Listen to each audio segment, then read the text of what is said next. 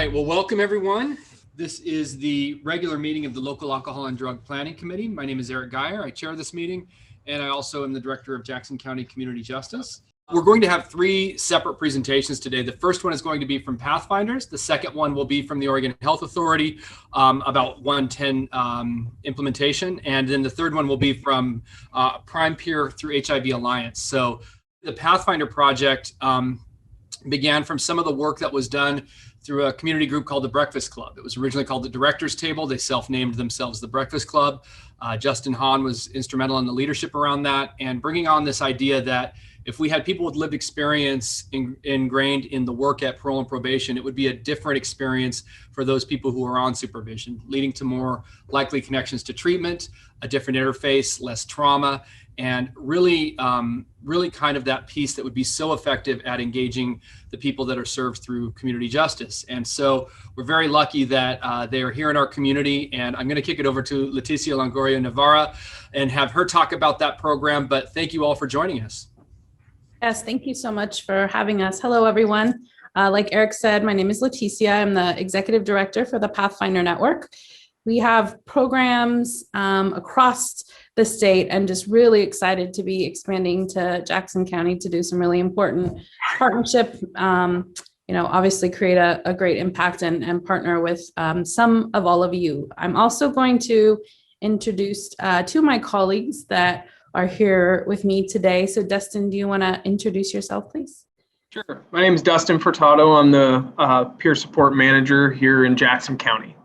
My name is Tiffany Atkinson. I'm the lead peer support specialist here in Jackson County. Excellent. Thank you both. We're going to just share my screen for a moment. We have a presentation that we want to share with you, give you something visual to look at while we're chatting at you.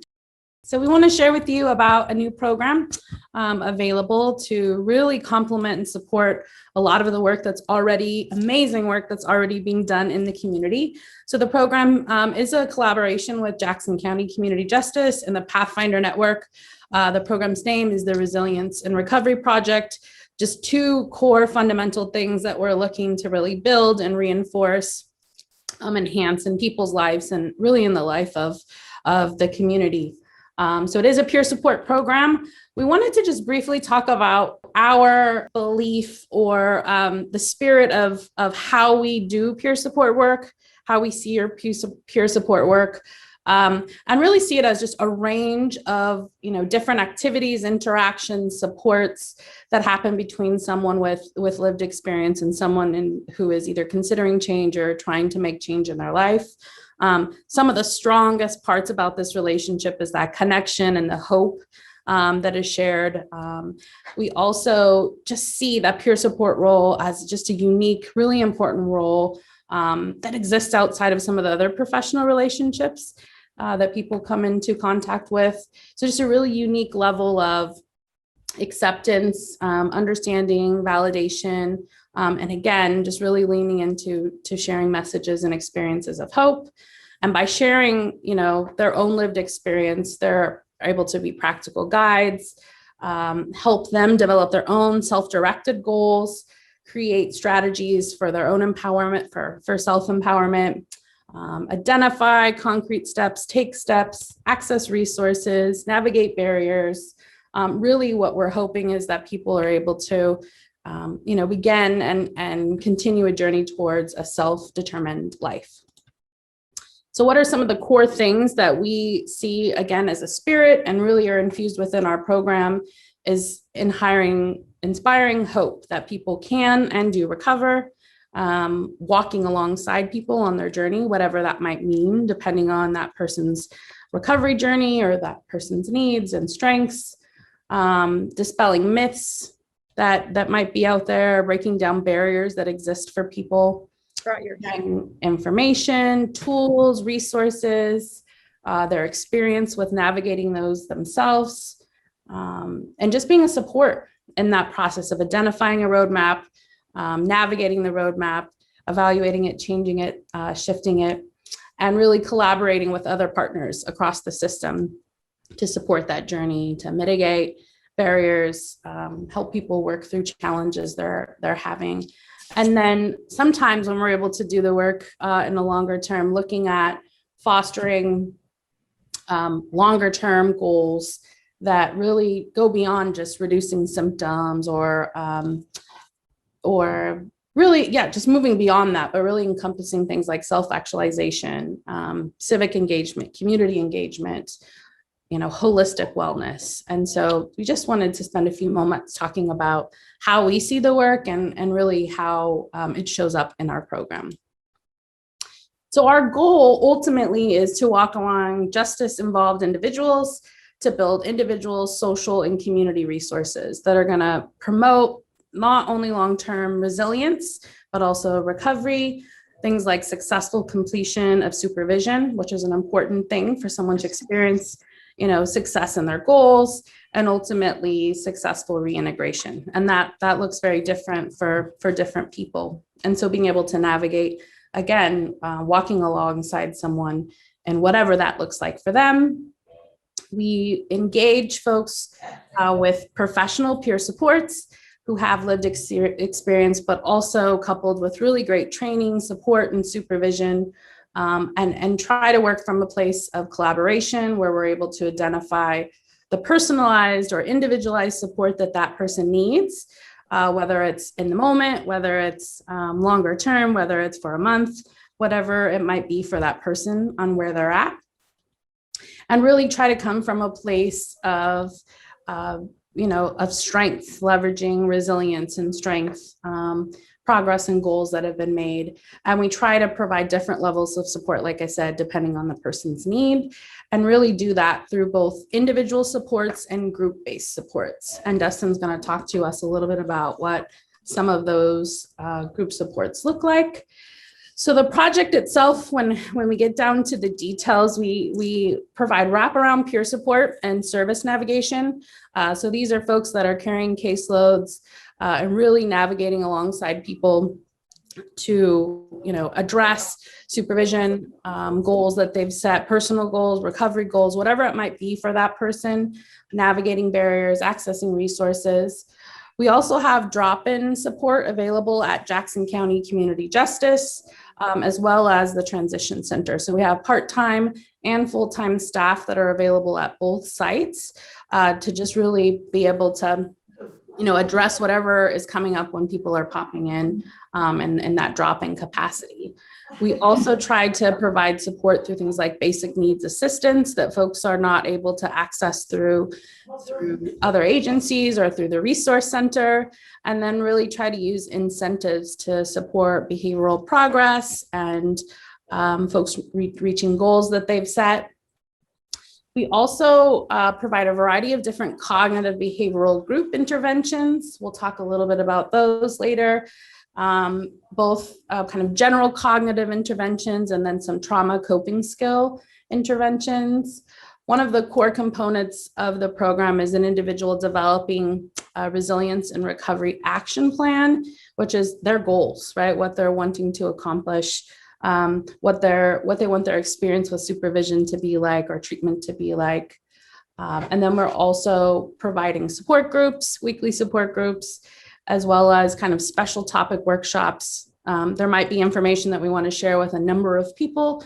So we might host, an information session or a workshop to be able to share that info. And then quarterly peer support events. So we're looking forward to hosting one of our first events here in June, and we're in the planning phases for that. So we'll be able to share that info and invite folks from throughout the community. So that's kind of an overview of what it actually means. What are we doing with folks? How are we engaging? The model that we use along kind of just basic peer support competencies is a model called Creating Regulation and Resilience. And this is something we're really excited about. It's something that we've been wanting to do for a really long time with peers, and Jackson County was the partner who was excited about trying and piloting this too. And we've just seen great results. But really, what is CR2, Creating Regulation and Resilience? It's a trauma-informed, resiliency-informed communication model that really looks to maximize, interactions, in-the-moment interactions with folks, and to really meet them exactly where they are, not just from a behavioral place, but from a brain place, what do they need? How do we engage in a way that really meets them at a place that supports and leverages, things like stability, regulation, and ultimately resilience. So it's about, creating better interactions and relationships, but it's also about creating better programs, more effective programs, and hopefully a safer community, more productive interactions from programs and other resources. It also has a component of self-care. So it talks about this idea that in order to engage with folks that may be dysregulated, we also have to come to a place of regulation so that we're able not only to model that, but that we're bringing all of our resources to the table and that we're not kind of in this place of disconnection and dysregulation. And so the communication model basically happens in 2 stages. So phase 1 is really focused on regulation. I think many of you have experienced, engaging on, just in the beginning with someone and seeing that they may not be regulated. They may be triggered. They might be experiencing some adversity or challenge or traumatic event. And so the first goal is just to create kind of emotional and physical safety to help them reach calm and balance before we start asking them to do some of those higher order thinking tasks like problem solving and sometimes even explaining things, explaining to you why they did something or why they didn't do something, or, going into these tasks that just require a bit more energy than people may be able to give based on where they are physically and from emotional and also from a brain place. And then that works us to basically phase 2, which really focuses on resilience. So now that we've been able to engage with folks in a way that promotes regulation, now we can start talking about what are you actually experiencing and what are some thoughts you have about that. So we can move them out of that kind of reptilian bottom of the brain thinking and responding and acting to a place of regulation where they can actually engage in some effective actions, effective response. And we know that folks, particularly, when we're working with peers, have their own lived experiences that sometimes get pushed up into the experiences of others. So how do we just really, really support regulation across the board and help people build resilience, individually, but also relationally. So it's something we're really excited about. And Tiffany's going to speak a little bit to what that actually means in the context of a peer support interaction or relationship. But it's something we definitely want to share, something that we're excited about piloting and really trying to create some innovation within the peer support relationship that exists. So here's just a visual of CR2. It's sometimes nice to see what exactly we're talking about. So here's the breakdown of the 2 phases and some of the communication skills that many of you have heard of or seen, or maybe are already using yourself. What CR2 does is it kind of puts them in a container and organizes them in a way that, again, really just maximizes the interaction and our impact. So this is, again, what happens in phase 1, where we're trying to create regulation, and then what takes place in phase 2 when we're really focused on building resilience. Dustin, I'm going to pass it over to you to talk a little bit more about some of the specifics. Thanks, Leticia. Appreciate the opportunity to be here. And this slide here is kind of how, when we get a client, how the process runs. So we meet a client, do an intake. We have some role clarification on, because we're peer supports. We're not counselors and things like that. And we know a lot of the people that come in personally. And so we clarify roles, and we do our R&R capital scale, which I'll get into in the next slide. It's our assessment tool. And then we go into some normative feedback about the capital scale and just normalize the experience for people of like, this is where the spot that you're at is okay. And then we have our action plan, which is our really service planning tool and how we make goals and set goals. We do resources and referrals off of that action plan. And then we have cognitive behavioral skills groups, as well as individual stuff that we do with our clients.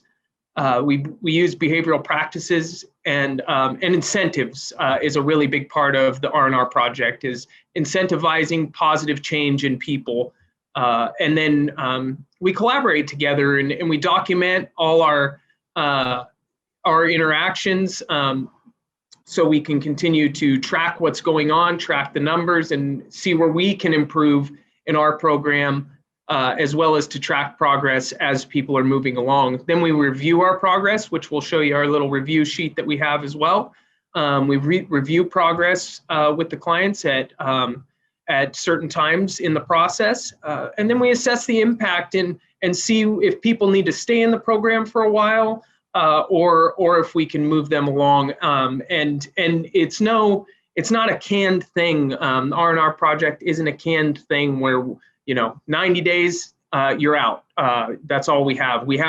We give people the time that they need in order to move through the process and put them in a place where they can be successful when they're done with the program. And all throughout this process, we use CR2 communication model in order to accomplish goals and set goals and get to where we need to be.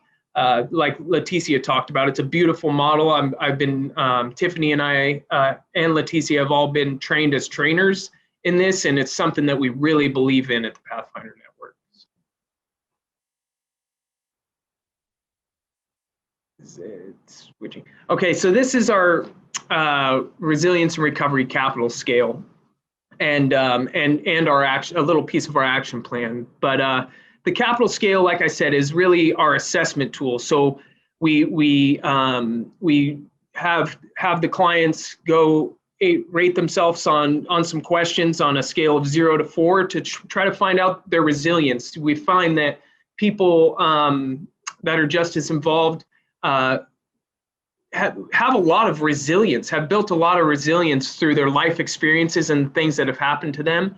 And so we do that. And then we have a recovery capital scale that we address some specific areas like financial, transportation, environment, housing, support, medical and health, and motivation to change. And everybody rates themselves from a 1 to 5 on that. And then we kind of grade that and have that normative feedback and let people see where people are at and where their strengths are, and how we can work off their strengths to work on things that areas that need improvement in the capital scale. So as we move through the capital scale, we move to the action plan with people where we set goals and really target the areas that need improvement and set goals around those. And then that's how we create our referral process, is through the goals we set in the action plan. And it's a paper document for the clients, but it's also a living document within our system that is constantly changing and evolving through the process with them. So we teach cognitive behavioral skills, emotional regulation. We have a lot of breathing stuff within our curriculums, risks and strengths. We set goals with people, and so you can see some of the skills that we teach within the program, not only in the groups but individually as well. And we teach a lot of problem solving and social skills, and we really work with people to just build life skills so they can navigate the day-to-day processes. We do a lot of dialectic behavioral therapy, teach a lot of skills in that, and mindfulness skills. We do these things within our team as well, right? On an almost daily basis, because we really have the philosophy here, the team in Jackson County, that we can't ask people to do these people that we're working with to do these things unless we're willing to do them ourselves. So that's really something that we try to build off of and practice ourselves so we can better serve the clients that we have. These are some of the cognitive behavioral interventions and groups that we offer. I've been trained in some curriculums in the past, we've just hired a few new people, and just really reiterating to them, like, I've been trained in some really dry stuff, right, in the past, and these curriculums that we're in right now are just beautiful. They're super easy to deliver, and they're super easy for a client to take in. Free Your Mind in Transition has 4 components to it for the men, and we also do just the core in Free Your Mind for the women. So this is a curriculum that has been adapted for community programs, because it's used also in our prison programs, in our segregation programs in prison, and it's used in a lot of different ways, but it's been really adapted to fit the community programs. Building Resilience, which is a closed group for men. Healing Trauma, which is a closed group for women that we just started here in Jackson County. I think Monday was our first day in a Healing Trauma group. Really excited about that. We have a Women in Recovery group, which is an open group. Anyone can attend at any time. I feel like we're missing one. No, we're not. Okay, so and we also have an R&R action planning group that people can come to during the week, and really just work on their action plan and their goals that they currently have. That's for our wraparound clients, and a support group once a week as well that people can engage in.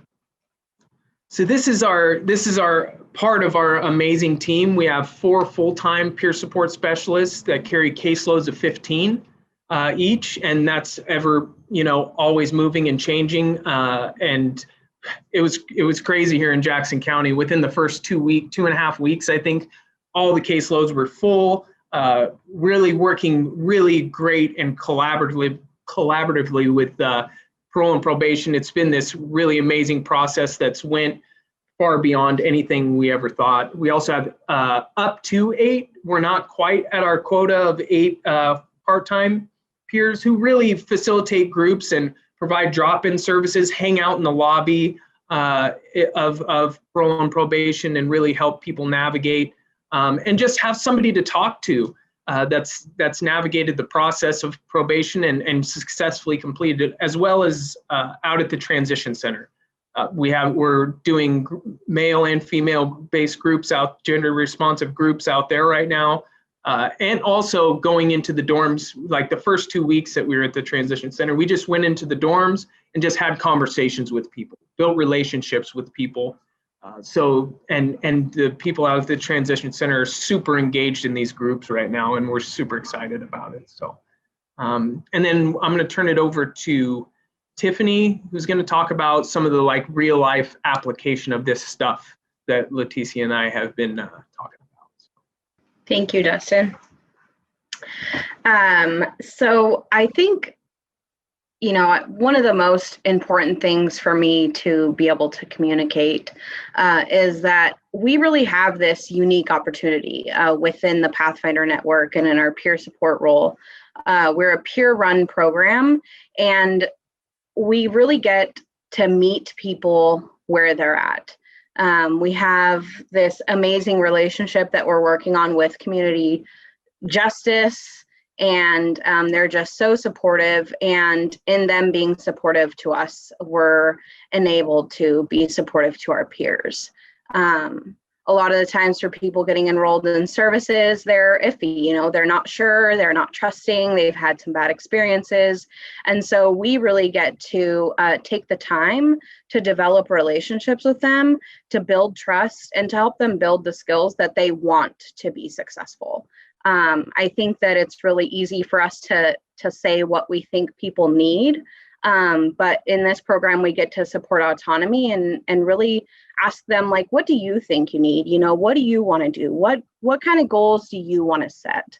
And we actually get to meet them where they're at. We get to go out into the community with them. We have a peer who goes and meets somebody on the front porch of their house every week. That's the contact that they have because that's where she's comfortable. I have a peer that I go and meet at a park, and that's our that's our spot. I have some peers who really are scared to come to the office because their status with their probation officer is not so good. And I've had the opportunity to build that relationship to where they're able to contact me, and we're able to problem solve and really help support them in breaking that barrier and getting reconnected with their probation officers so that they're able to be successful. I know Dustin and Leticia talked about incentivizing and stuff like that. And we have, quite a few resources in the community that we're able to help our peers get connected to for food, employment, clothes, stuff like that. But sometimes there's barriers to those too, or there's not enough resource. And so one of the really unique things about what we're able to do is incentivize their stuff, right? Like, hey, you say you really want to complete this group. I know it's hard for you to show up. And so what can we do to kind of, make it something fun, another goal for you to work towards? We're able to get them gift cards. Say if they completed one of our groups, we're able to ask them, like, hey, what is your reward per se that you want at the end? And to really help get them motivated into wanting to complete those things, and to being able to build that relationship to where they want to show up, they want to communicate with us. We all are experientially credentialed, and I really like that term. That's such an amazing term, right? Because all of the stigmas that, me, from someone with lived experience in the justice system, as well as recovering from substance use, man, there was some things about me that I had done in my past that I was just like, man, I'm the nevers, right? Like I was talking about with Dustin, but I'll share with you, I'm never going to be able to be a mom. I'm never going to have a good job. I'll never, have a true desire to live. I'll never really be happy. We get to, through lived experience, provide a message to hope for the peers that we work with, and to really just show them and hold their hand along this journey in recovery, and show them that it is possible, and to just let them know that they don't have to walk through anything alone. And it's just a really, really great opportunity. And I'm so thankful to be a part of it. Thank you, Tiffany, for sharing your experience and just, where you see some of the strengths of the program. We also just wanted to open it up. We've been talking for a while at you, and just see if you have any questions or maybe any comments or suggestions, or just anything that you might want to share after giving us the opportunity to share. I just want to say I'm excited about this. This sounds amazing. It sounds like y'all are doing some awesome work, and this is a really needed resource. So I'm really excited to, your presentation was beautiful, a lot of good information in there, and just really well put together. So I love what y'all are doing. Thank you. Thank you. Do you do local peer trainings, or is it more that somebody becomes employed with Pathfinders and then the training happens when you become a staff member? So right now, that's kind of the track. What we are trying to do, though, and working with some of the partners locally in the community, but also throughout the state, is looking at whether folks are interested in taking what we've built and using it to train other peers. So it's a goal that we have that we're working towards. And I think there's some interest in just providing additional opportunities outside of the ones that already exist in Jackson County to have access to peer support training. Gotcha.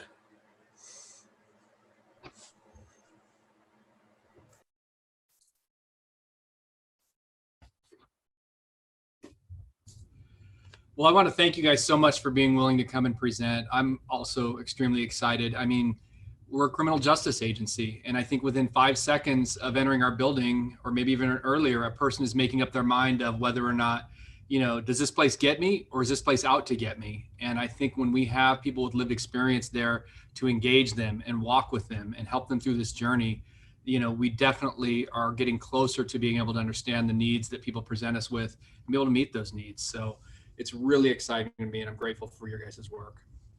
So thank you very much.